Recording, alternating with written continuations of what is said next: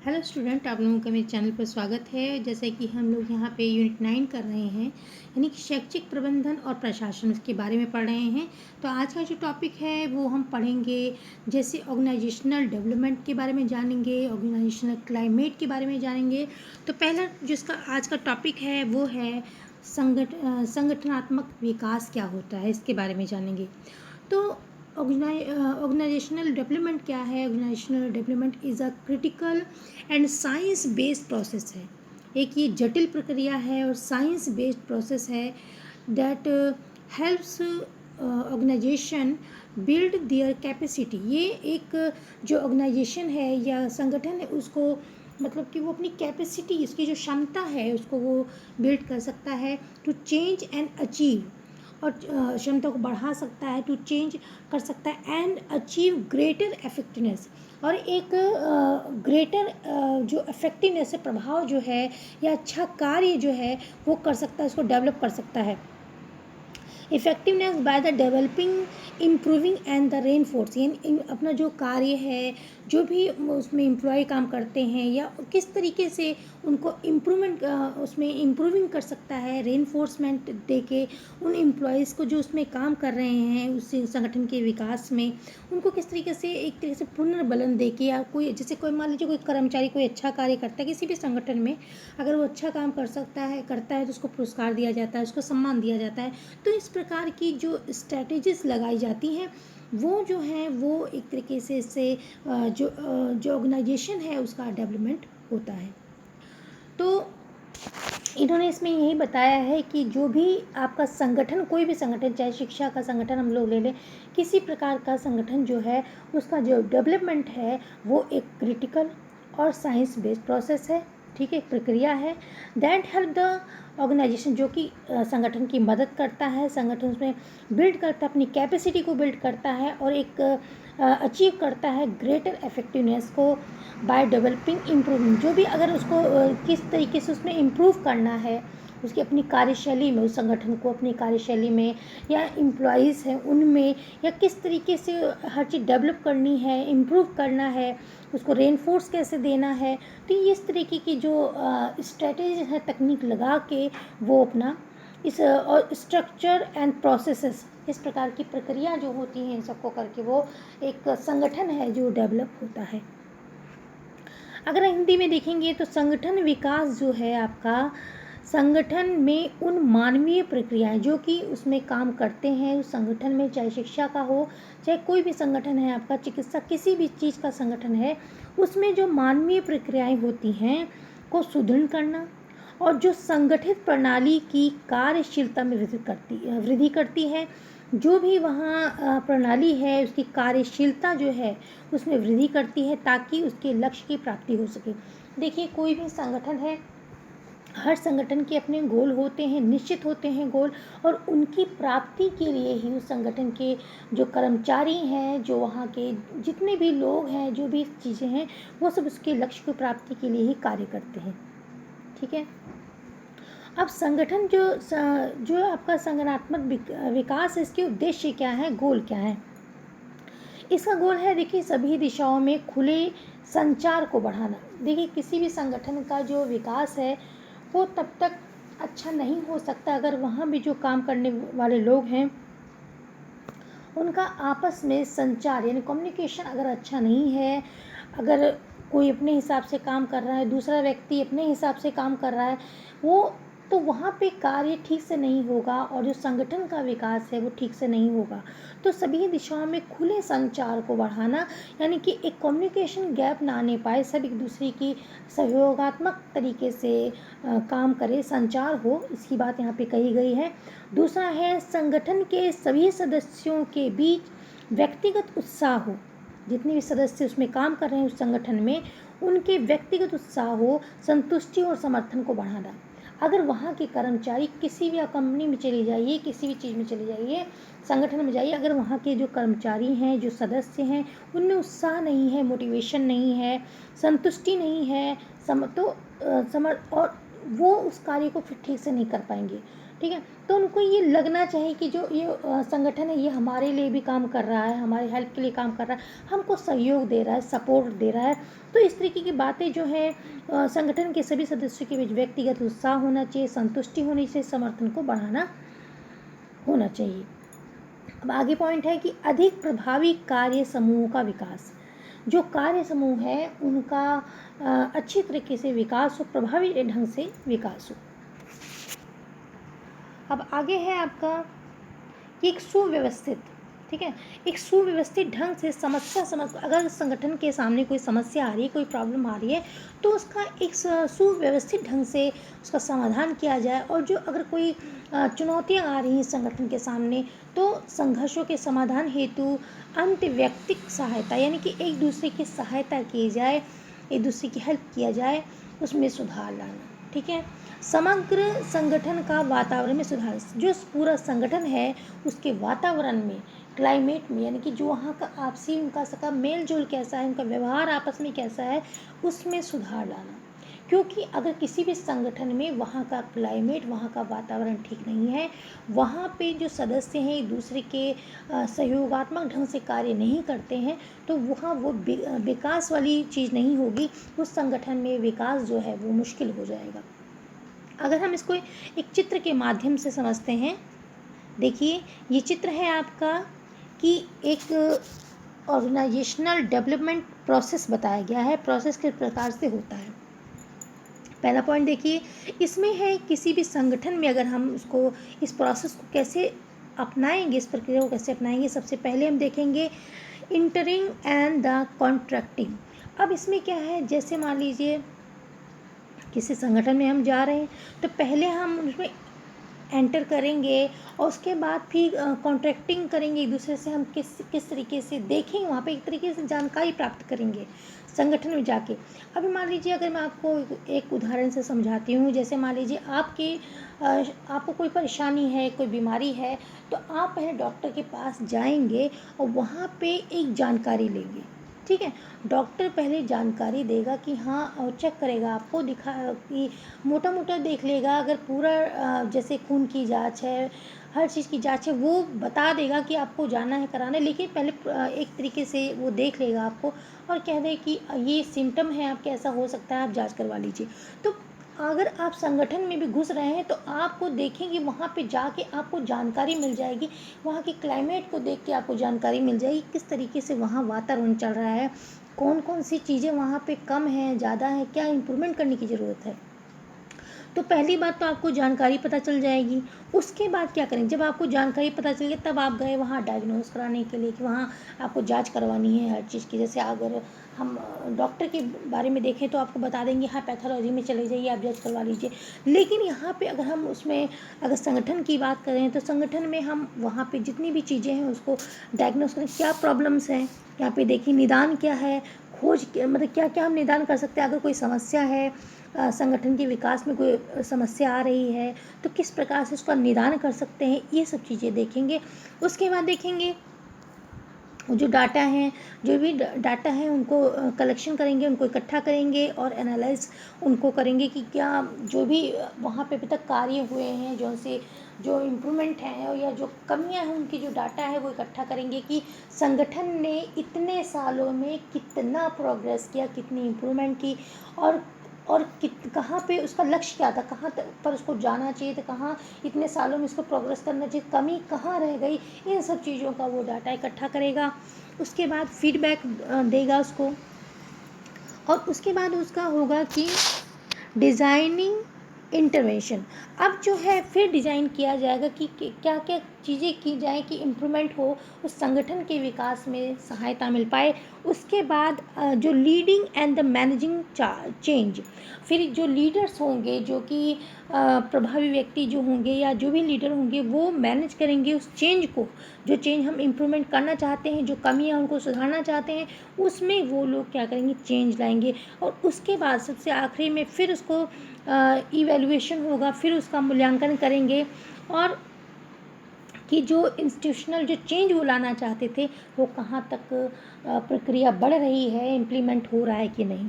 तो आपने देखा कि एक हम जब संगठन के विकास की किस प्रकार प्रक्रिया होती है, हम उसको पहले क्या करते हैं, पहले जानकारी प्राप्त करते हैं कि हाँ इसमें इम्प्रूवमेंट करने की ज़रूरत है भी कि नहीं, ठीक है, उस संगठन में। उसके बाद अगर कोई चीज़ है, कोई हमको दिख रहा है, कोई परेशानी है या कोई दिक्कत है, तो हम डायग्नोस करते हैं, उसकी निदान करते हैं। उसके बाद देखते हैं डाटा, हम देखते हैं कि अभी तक कितना प्रोग्रेस हुआ है, क्या नहीं हुआ, क्यों नहीं हुआ, ये सब चीज़ें देखते हैं। फिर फीडबैक देखते हैं और फिर उसमें डिज़ाइनिंग, जो इम्प्रूवमेंट करना है उसकी डिज़ाइनिंग करते हैं। और एक लीडर जो है वो मैनेज करता है उस कार्य को, और फिर बाद में मूल्यांकन होता है। और उसमें जो जो ये प्रक्रिया है, जो ये हमने जो चेंजेस बताए, ये सारे इम्प्लीमेंट होता है। ये मूल्यांकन करके देखते हैं कहाँ तक इम्प्लीमेंट हुआ है। तो ये आपका हो गया एक संगठन का विकास, एक जो संगठन है उसका विकास किस प्रकार होता है, उस चीज़ के बारे में यहाँ पे आपका कंप्लीट हो गया। तो आई होप आप लोगों को बच्चों समझ में आ गया होगा। आगे चलते हैं। आगे का जो टॉपिक है वो आपका है कि जो ऑर्गेनाइजेशनल क्लाइमेट।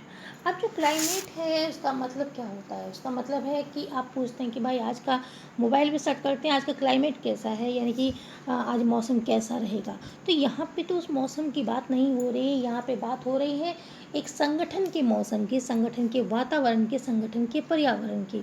तो एक संगठन का पर्यावरण क्या है, वहाँ पर्यावरण जो है, वहाँ के जो लोग हैं, जो एम्प्लॉय हैं, उनके आपस में किस तरीके से उनका कनेक्शन है, किस तरीके से व्यवहार है, किस तरीके से वो अपनी जिम्मेदारियों को निभाते हैं, इस तरीके का जो ये है उस क्लाइमेट की यहाँ बात हो रही है। ठीक है। अब देखिए आपके घर में अगर थोड़ी भी अगर एक सदस्य से घर में अगर अनबन हो जाती है, तो आपके परिवार का जो क्लाइमेट है, जो पर्यावरण का जो वातावरण है, किस तरीके से दूषित हो जाता है। कोई उधर मुंह फुला के बैठा हुआ है, कोई उधर मुंह फुला के बैठा हुआ है, आपने देखा होगा। तो इस तरीके से अगर हम संगठन की बात करते हैं, तो संगठन में जो भी सदस्य काम कर रहे हैं, अगर वो एक दूसरे से सहयोग नहीं करेंगे, अगर जो लीडर है या जो हेड है उसको अपने से जो नीचे कर्मचारी इनको वर्क काम दे रहा है वो उसको नहीं कर रहे हैं, उसकी बात वो जिम्मेदारियां नहीं निभा रहे हैं, तो उस आप जान सकते हैं एक दूसरे को पिंच कर रहे हैं और किसी का सहयोग नहीं करें, बल्कि एक दूसरी गलतियां निकालें, तो आप समझ सकते हैं कि वहाँ का क्लाइमेट जो है उस संगठन का कितना टॉक्सिक होगा, और वहाँ पे कोई विकास की बात नहीं होगी। ठीक है। तो उसी क्लाइमेट की यहाँ बात हो रही है। चलिए इसको देख लेते हैं। हाँ, तो ये देखिए आपका है कि जो ऑर्गेनाइजेशनल क्लाइमेट क्या होता है, a set of measurable properties of the perceived. अब यहाँ पे क्या होता है कि जो एक सेट है, ये किस चीज़ का सेट है, जो प्रॉपर्टीज़ हैं, ये जो एक गुण होते हैं या ट्रेड्स होते हैं, उनको मेज़र होता है यहाँ पे वर्क इन्वायरमेंट, जो वहाँ का वर्क करने का जो इन्वायरमेंट है उसके बारे की बात, डायरेक्टली और इनडायरेक्ट, जो भी डायरेक्टली रूप से वहाँ पे काम होता है और इनडायरेक्टली रूप से जो भी वर्क प्लेस में जो इन्वायरमेंट है उसकी बात हो रही है। क्रिएटिव बाय द इंडिविजुअल, जो कि इंडिविजुअल जो वहाँ पे कर्मचारी हैं, जो वहाँ पे लोग हैं, सदस्य हैं, उनके द्वारा क्रिएट किया जाता है। हु लिव्स एंड वर्क, वहाँ पे काम करते हैं in this environment, and that influence the motivation, और वो जो है वहाँ के लोग, जैसे मोटिवेशन है, बिहेवियर ऑफ दीज पीपल। तो ये जो है इन्वायरमेंट जो है जो एक क्लाइमेट है वो इन्फ्लुएंस करता है या मोटिवेट करता है वहाँ के लोगों को, वहाँ के व्यवहार को। ठीक है। तो अब जो ये ऑर्गेनाइजेशनल क्लाइमेट है, ये अफेक्ट करता है किस पे, जो संगठन है, संगठन की प्रोडक्टिविटी, जो उत्पादन क्षमता है उस पर अफेक्ट करता है। दूसरा मोटिवेशन पे, एंड एम्प्लॉयज़ बिहेवियर। जो ये क्लाइमेट है आपका, जो ऑर्गेनाइजेशनल क्लाइमेट है, ये आपका किस पे इफ़ेक्ट करता है, ये करता है प्रोडक्टिविटी पे, उस कंपनी या उस संगठन की प्रोडक्टिविटी पे इफ़ेक्ट करता है, मोटिवेशन पे करता है, और जो एम्प्लॉय वहाँ काम करते हैं उनके बिहेवियर को भी अफेक्ट करता है। अगर हम इसको एक जेम्स सार्जेंट हैं, इनकी अगर परिभाषा से हम समझते हैं तो ये कह रहे हैं विद्यालय। अब चाहे विद्यालय की जगह हम और भी संगठन दे सकते हैं, या विद्यालय हम क्योंकि शिक्षा से संबंधित हैं तो हम यहाँ पे विद्यालय को ही देखेंगे, या विद्यालय से संबंधित और संगठन हैं उनको देखेंगे। तो विद्यालय एक सामाजिक, एक मनोवैज्ञानिक प्रणाली है तथा उस प्रणाली में शिक्षक, हम यहाँ पे शिक्षक होते हैं, कर्मचारी कौन है यहाँ पे, शिक्षक हैं, एवं प्रधान अध्यापक यानी कि जो प्रिंसिपल है, परस्पर व्यवहार करते हैं। आपस में उनका किस तरीके से व्यवहार है वो वहाँ पे जो प्रिंसिपल है बहुत ज़्यादा टीचरों पे शासन तो नहीं रखता, क्योंकि जब बहुत ज़्यादा शासन होता है तो टीचर वहाँ पे अपनी जो उनकी एक तरीके से जो मुक्त अपने बातों को रखना या अपने विचारों को रखना, वो बातें नहीं हो पाती हैं। तो वहाँ का वातावरण कैसा है, तो विद्यालय एक सामाजिक एवं मनोवैज्ञानिक प्रणाली है और इस प्रणाली में शिक्षक एवं जो प्रधानाध्यापक है परस्पर व्यवहार करते हैं व्यवहार करते हैं उनके व्यवहार के अनुरूप। जिस प्रकार से उनका व्यवहार है, आपस में इंटरेक्शन कैसा है, उनके व्यवहार के अनुरूप विद्यालय संगठन में अनेक प्रकार के पर्यावरणों का जन्म होता है। अगर हम विद्यालय के व्यवहार से, विद्यालय के जो संगठन हमने लिया उसके हिसाब से देखते हैं, अगर देखिए टीचर अपनी जिम्मेदारियां ठीक से नहीं निभा रहे हैं या और कर्मचारी अपनी ठीक से जिम्मेदारी नहीं निभा रहे हैं, जो प्रिंसिपल हैं उन पे बहुत ज़्यादा देखिए बहुत ज़्यादा शासन भी नहीं अच्छा होता और बहुत ज़्यादा ढील भी नहीं अच्छी होती है, ठीक है। तो उनका किस तरीके से आपस में इंटरेक्शन, अगर टीचर ठीक से अपनी जिम्मेदारियां नहीं निभा रहे हैं या प्रिंसिपल को समझते ही नहीं है, तो वहाँ पे बच्चों की जो स्टडी है वो कैसे ठीक से हो पाएगी, या वो जो विद्यालय संगठन है किस प्रकार वो विकास कर पाएगा। उसका जो क्लाइमेट है वो बिल्कुल टॉक्सिक होगा, टीचर एक दूसरे की मतलब हेल्प नहीं करेंगे, वह एक दूसरे को पिंच करते रहेंगे हर बात पे, तो वो जो क्लाइमेट है वहाँ का ठीक से पर्यावरण वहाँ का बहुत नेगेटिव होगा। तो इस क्लाइमेट का प्रभाव जो है, और जो क्लाइमेट है अगर वो आपस में सहयोगात्मक नहीं है तो इस क्लाइमेट का प्रभाव संस्थान की गुणवत्ता पे पड़ेगा, उपलब्धियों और शैक्षिक और सह शैक्षिक क्रियाकलापों, शिक्षकों के उद्देश्यों की पूर्ति, समाज के उद्देश्यों की पूर्ति इत्यादि अनेक कारकों पर पड़ता है।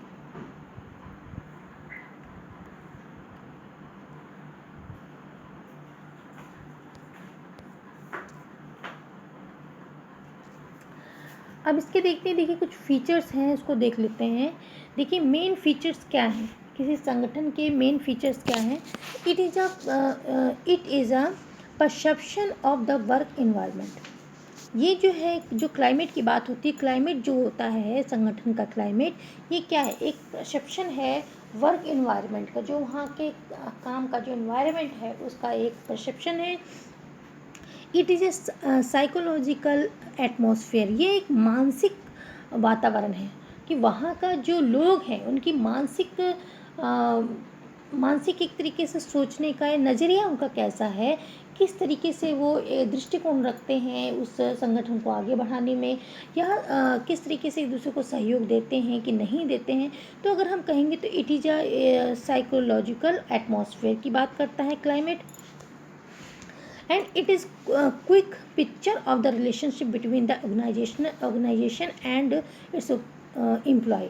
ये एक कह सकते हैं कि क्विक पिक्चर का काम करता है, एक रिलेशनशिप के किसके बीच में, जो संगठन है और जो एम्प्लॉय हैं उनके बीच में जो एक रिलेशनशिप, किस तरीके से उनका आपस में व्यवहार है, किस तरीके से रिलेशन है, उसके लिए क्विक पिक्चर जो है ये बताता है, प्रस्तुत करता है। It is a set of properties, और ये प्रॉपर्टीज़ यानी कि जो ट्रेड्स हैं, जो आपके मूल्य हैं, जो गुण हैं, उनका ये सेट है। That can be measured by the correct instrument, एक अच्छे या करेक्ट इंस्ट्रूमेंट से उसको मापा जा सकता है। और it is related to the quality, और ये क्वालिटी से रिलेटेड होता है क्या, क्लाइमेट, जो ऑर्गेनाइजेशनल क्लाइमेट है ये रिलेटेड है क्वालिटी से and suitability of the work environment से। It has to do with the support that employ, इसमें ये ऐसा क्लाइमेट होना चाहिए जिसमें जो ऑर्गेनाइजेशन के जो लोग हैं, एम्प्लॉय हैं, वो एक तरीके से सपोर्टिव उनके लिए वो सोचें, ऐसा फील करें कि हाँ जो ये ऑर्गेनाइजेशन है ये सपोर्टिव है, the organisational climate is a reflection of the degree of employees motivation. जो एम्प्लॉयज़ मोटिवेशन है उसका ये रिफ्लेक्शन है, क्लाइमेट में पता चल जाता है। The organisational structure strongly influence the organisational climate. जो वहाँ का स्ट्रक्चर है, यानी कि जो ऑर्गेनाइजेशन वहाँ पे, जैसे जो बॉस हैं वहाँ पे, या हम अगर स्कूल की बात करें तो वहाँ पे प्रिंसिपल हैं या और बड़े अधिकारी हैं, तो वो अभी कभी कभी ऐसा होता है कि प्रमोशन कर देते हैं जो कि कर्मचारी या जो भी एम्प्लॉय बहुत अच्छा, उनका बहुत काबिल नहीं है, लेकिन वो बटरिंग करने में बहुत आगे हैं, तो उनको आगे बढ़ा दिया जाता है, उनको ऊंची पोस्ट दी जाती है। तो इस तरीके से वहाँ पे जो और जो काबिल लोग हैं, जो इस चीज़ के लिए बहुत वैल्यूएबल थे, तो वो उस चीज़ को फिर नहीं समझते हैं, वो भी फिर अब ठीक से काम नहीं करते हैं। तो इस तरीके से यहाँ पे जो ऑर्गेनाइजेशनल स्ट्रक्चर स्ट्रांगली इन्फ्लुएंस करता है किसको, संगठन के क्लाइमेट को, वो प्रभाव देता है। It has the positive negative, और ये पॉजिटिव भी हो सकता है, नेगेटिव हो सकता है, इफ़ेक्ट ऑन पीपल। जो वहाँ के लोग हैं उन पे ये नेगेटिव, जो क्लाइमेट जैसा, अगर क्लाइमेट पॉजिटिव है तो पॉजिटिव इफेक्ट डालेगा वहाँ के वर्क प्लेस पे, वहाँ के लोगों के बिहेवियर पे। अगर नेगेटिव है तो नेगेटिव इफेक्ट वो डालेगा। तो usually the first step toward, अगर हम इसको देखना चाहें कि वहाँ का किसी संगठन का क्लाइमेट कैसा है, तो usually the first step toward the improvement of the organisational climate is to be, क्या कर सकते हैं हम वहाँ पे सर्वे करा सकते हैं, क्लाइमेट सर्वे। तो सर्वे के बारे में आप जानते हैं कि क्वेश्चनायर होता है या इंटरव्यू होता है, इस तरीके से क्वेश्चनायर हम सबसे भरवाते हैं या उसको फिलअप करवाते हैं। इस तरीके से हम जान सकते हैं कि वहाँ का क्लाइमेट किस प्रकार से है। अब जो संगठनात्मक वातावरण के प्रकार कौन से हैं, उनको देख लेते हैं। देखिए, एक तो इसमें मुक्त वातावरण होता है जिसमें कि वो अपने हिसाब से कार्य करते हैं, ठीक है। इसमें ये बताया गया मुक्त वातावरण में जिस संगठन की स्थिति में सदस्यों का मनोबल उच्च होता है तथा उन पर आवश्यक भार नहीं होता है, ठीक है। अनावश्यक, आवश्यक तो जरूरी है हर व्यक्ति के लिए, लेकिन अनावश्यक भार नहीं होता है। शिक्षकों को अपने कार्य से संतोष होता है तथा कार्यकर्ताओं को कठिनाइयों के निराकरण तथा निराशाओं से ऊपर उठने हेतु प्रेरित किया जाता है, और उसे ही मुक्त वातावरण कहा जाता है, ठीक है। अब है दूसरा है आपका स्वायत्त पर्यावरण। ये क्या होता है? स्वायत्त पर्यावरण में लक्ष्य को शीघ्रता से प्राप्त करने हेतु मिलकर प्रयास किए जाते हैं, और सहभागिता के कारण अधिक कार्यभार में भी प्रगति में व्यवधान की अनुभूति नहीं की जाती। और क्या होता है, इसमें जो लीडर होते हैं, जो हेड होते हैं, वे स्वयं ही इस प्रकार के नियम और विधियों का निर्माण कर देता है जिसमें कि कार्यकर्ताओं के कार्य सुविधापूर्वक संपन्न हो जाएं। और इसमें यद्यपि शिक्षकों का मनोबल मुक्त पर्यावरण की अपेक्षा कम होता है, यद्यपि उन्हें कार्य करने की पूर्ण स्वतंत्रता होती है। अब है तीसरा नियंत्रित पर्यावरण। जो नियंत्रित पर्यावरण होता है, इसमें देखिए नियंत्रित पर्यावरण में उपलब्धियों पर सर्वाधिक बल दिया जाता है। जो उपलब्धियां हैं, वहाँ का प्रोडक्शन या कितने जो प्राप्ति है उसके बल दिया जाता है। इसमें कार्यकर्ताओं की सामाजिक और व्यक्तिगत संतुष्टि बिल्कुल विपरीत प्रभाव पड़ता है, यानी कि जो भी एम्प्लॉय वहाँ पे काम कर रहे हैं उनके वेलफेयर के लिए कुछ भी नहीं किया जा सकता, केवल उपलब्धियों पे ध्यान दिया जाता है, कितना हम गेन करें हर चीज़, ठीक है। बिल्कुल कंट्रोल वातावरण होता है, और इस प्रकार के पर्यावरण में प्रतिदिन प्राय कागजी कार्य अधिक होते हैं, जिससे कार्यकर्ता अधिक कार्यभार का अनुभव करते हैं, साथ ही उन्हें अपनी प्रगति में बाधक भी मानते हैं। और शिक्षकों के पास व्यक्तिगत या संपर्क के लिए समय अभाव होने से परस्पर संबंध भी घनिष्ठ नहीं हो पाते। एक बहुत कंट्रोल वाला पर्यावरण होता है, जिसमें कि वो लोग जो एम्प्लॉयज़ हैं उनके वेलफेयर के लिए कोई काम नहीं करते, केवल उपलब्धियों पर ध्यान देते हैं। आगे है आपका परिचित वातावरण। क्या होता है परिचित वातावरण में? इस प्रकार के वातावरण में शिक्षकों एवं प्रशासक जो हैं उनके बीच जो मित्रवत संबंध होते हैं, और किंतु कार्यकर्ताओं को सामाजिक आवश्यकताओं की तुष्टि का अधिक अभाव रहता है। शिक्षक कार्य की उपलब्धि पर बहुत कम ध्यान देते हैं, एवं संस्था प्रधान जो है, संस्था का जो हेड है, शिक्षकों के कार्यकलाप पर नियंत्रण भी कम होता है। अब सबसे आखिरी में पांचवा है आपका पितृत्व वातावरण क्या होता है। इसमें देखिए जैसे इस प्रकार से एक पिता होता है, वो क्या करता है, इस पर्यावरण में संस्था का जो प्रधान है, जो हेड है, वो ना तो शिक्षकों पर नजर रख पाता है, ना ही उनकी सामाजिक आवश्यकताओं की पूर्ति कर पाता है। उनका व्यवहार कार्यकर्ताओं को प्रेरित नहीं करता, इसीलिए पर्यावरण आंशिक रूप से बंद वातावरण की विशेषता भी रखता है। इसमें इस तरीके का होता है कि इस प्रकार की जो वातावरण में इसलिए कहा जाता है इसको, क्योंकि इसमें संस्था जो हेड है वह बताने का प्रयास करता है कि कार्य कैसे किया जाए। प्रत्येक कार्य के लिए व्यक्तिगत प्रणाली निश्चित करता है और ये कार्य कैसे किया जाए। यद्यपि इसमें ये होता है कि वो खुद ही बताता है कि ऐसे कार्य करना, यानी कि वो जो है जो टीचर्स हैं, जो वहाँ पे एम्प्लॉय हैं, वो अपना जो अपने आइडियाज़ को नहीं रख पाते हैं, और वो सोचता है कि जैसे बॉस है उनको बस ये कह दिया कि हाँ ये ऐसे कार्य करना, तो वैसे ही प्रक्रिया से आपको करना है, आप इसमें चेंजेस नहीं कर सकते। तो ये आपके थे संगठनात्मक वातावरण के प्रकार। तो ये आपका जो आज का टॉपिक है ये ख़त्म हो गया। जो अगर आपको कोई चीज़ समझ नहीं आई तो आप कमेंट के द्वारा बता सकते हैं, उसको दोबारा समझाया जाएगा। So thanks for watching.